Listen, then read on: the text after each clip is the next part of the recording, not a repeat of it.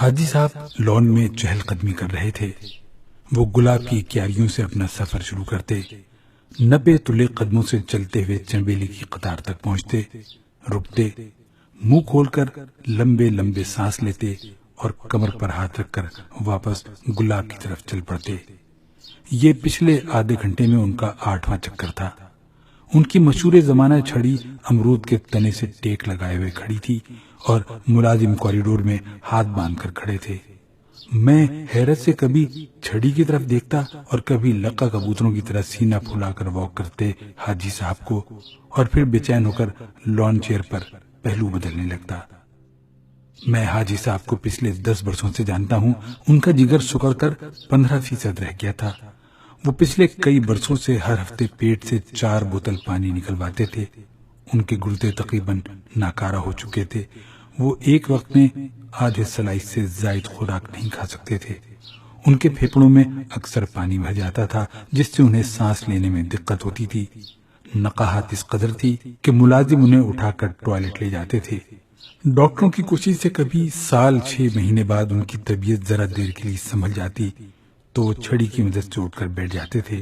3 برس پہلے ایک بار وہ بالکل تندرست ہو گئے اور ان دنوں وہ چھڑی کا سہارا لے کر بیڈ سے کرسی تک چلے جاتے تھے۔ یہ بیماری کے دوران حاجی صاحب کی زندگی کا سب سے اچھا وقت تھا۔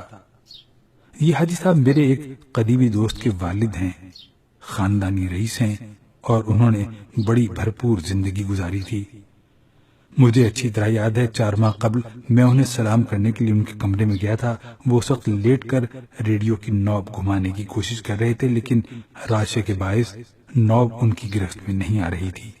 میں نے ہاتھ آگے بڑھا کر نوب گھمائی اور ان کی مرضی کا اسٹیشن لگا کر ریڈیو ان کے سرہانے رکھ دیا۔ ممنونیت سے حاجی صاحب کی آنکھوں میں آنسو آ گئے، جبکہ ان کی بے بسی دیکھ کر میرا حلق نمکین ہو گیا۔ 4 ماہ بعد، جی ہاں صرف 4 ماہ بعد، جب میں ان کے گھر داخل ہوا اور حاجی صاحب کو سہارے کے بغیر لون میں چہل قدمی کرتے دیکھا تو حیرت سے میرا منہ کھل گیا۔ میں لون چیئر پر بیٹھ گیا۔ حاجی صاحب نے دور سے ہاتھ ہلا کر مجھے خوش آمدید کہا اور خود اسی طرح واک کرتے رہے۔ 10واں پھیرا مکمل ہوتے ہی وہ مڑے اور آہستہ آہستہ چلتے ہوئے کرسیوں کے نزدیک آ گئے۔ میں ان کے احترام میں کھڑا ہو گیا۔ حاجی صاحب نے بازو آگے بڑھا کر مجھ سے ہاتھ ملایا، میری خیریت پوچھی اور پھر مسکرا کر میرے سامنے بیٹھ گئے۔ میں بھی بیٹھ گیا۔ حاجی صاحب کے ماتھے پر پسینے کے قطرے چمک رہے تھے۔ گردن میں صحت مند لوگوں جیسا تناؤ تھا اور آواز میں راجپوتوں کی روایتی گھنگھرش تھی۔ ملازم نے ان کے کندھوں پر تولیہ ڈال دیا۔ حاجی صاحب نے رگڑ کر منہ صاف کیا اور ہنس کر بولے، میں تمہاری پریشانی سمجھ رہا ہوں۔ تمہاری جگہ کوئی بھی ہوتا تو اس کا یہی رد عمل ہوتا۔ انہوں نے تولیہ واپس کیا اور اشارے سے چھڑی لانے کا حکم دیا۔ ملازم امرود کے پیڑ کی طرف چل پڑا۔ لیکن یہ معجزہ ہوا کیسے؟ کوئی دوا، کوئی دعا، کوئی پیتھی، کوئی تھراپی، کس نے یہ کمال دکھا دیا؟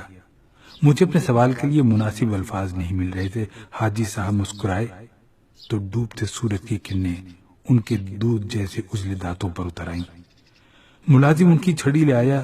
انہوں نے چھڑی کے دستے پر دونوں ہاتھ جمائے اور پھر ہاتھوں کے کوہان پر ٹھوڑی جما کر بولے، میرے ہاتھ صحت کا ایک نسخہ آ گیا ہے۔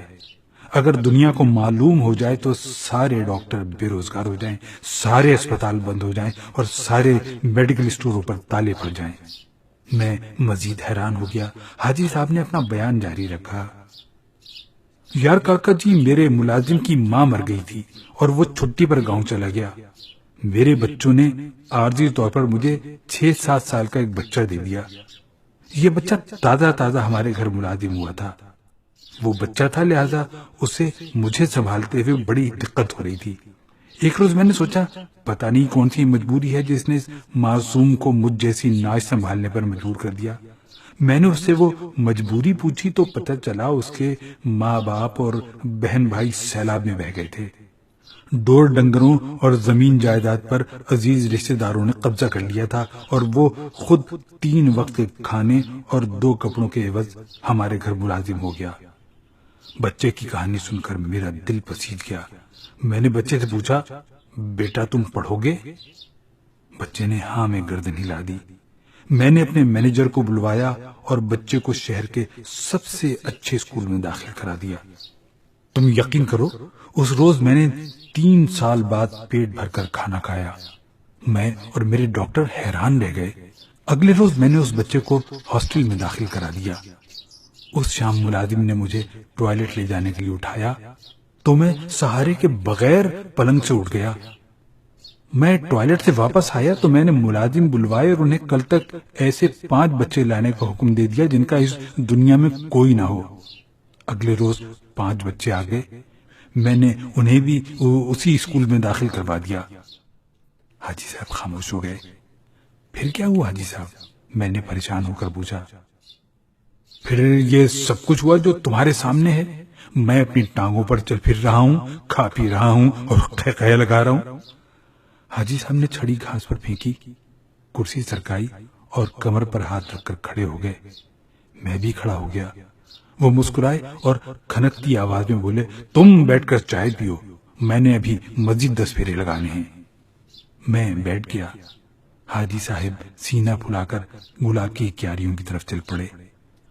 حاجی صاحب احتیاط سے چلیں، کہیں گر نہ جائیں۔ میں نے ہانک لگائی۔ حاجی صاحب نے مڑے بغیر قہقہ لگایا اور اس طرح لقا کبوتروں کی طرح چلتے چلتے بولے، میں اب نہیں گروں گا۔ میں گر گیا تو ان 6 یتیم بچوں کو ہر مہینے 1000 روپے کون دے گا؟ میں نہیں گروں گا۔ میں اب اس وقت تک نہیں گروں گا جب تک یہ بچے اپنے قدموں پر کھڑے نہیں ہو جاتے۔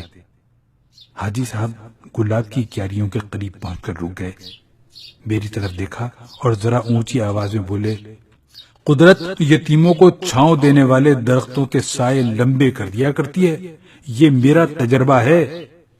وہ رکے اور میری طرف مڑ کر بولے، انسان کو مقصد زندہ رکھتا ہے۔ جب میری زندگی کے سارے مقصد دم توڑ گئے تو میرے جسم کے اعضاء بھی ایک ایک کر کے مرنا شروع ہو گئے تھے، لیکن جب میں نے یتیم بچوں کی تعلیم کو اپنی زندگی کا مقصد بنا لیا تو قدرت نے میری توانائیاں مجھے واپس کر دی۔ میں اب صحت مند بھی ہوں اور خوش بھی۔ تم تمام لوگوں کو میرا یہ پیغام دے دو، اگر وہ اچھی، صحت مند، خوبصورت، توانا اور مطمئن زندگی گزارنا چاہتے ہیں تو وہ اپنی زندگی کا کوئی اچھا سا مقصد تلاش کر لیں۔ وہ کسی یتیم کے سر پر ہاتھ رکھ دیں، وہ کسی بیوہ کے رزق کا بندوبست کر دیں، وہ کسی بیمار کے لیے دوا دارو کا انتظام کر دیں، وہ بھوکوں کے لیے روٹی کا سلسلہ شروع کر دیں، اور کچھ نہیں تو وہ 10 20 50 درخت لگا دیں اور روزانہ درختوں کو پانی دینا شروع کر دیں۔ اللہ تعالیٰ اس نیکی کے صدقے انہیں لمبی عمر، صحت مند زندگی اور خوشیاں دے گا۔ جاؤ سب کو بتا دو، اللہ تعالیٰ بے مقصد لوگوں کو اپنی زمین کا بوجھ سمجھتا ہے، چنانچہ وہ انہیں زیادہ مہلت نہیں دیتا۔ حاجی صاحب نے کمر پر ہاتھ رکھا اور دوبارہ واک شروع کر دی۔ میں انہیں حیرت سے دیکھتا رہا۔ حاجی صاحب نے چکر لگایا اور پھر بولے، نیکی انسان کی صحت اور صدقہ زندگی میں اضافہ کرتا ہے، اور میں قدرت کے اصول کو سمجھ گیا ہوں۔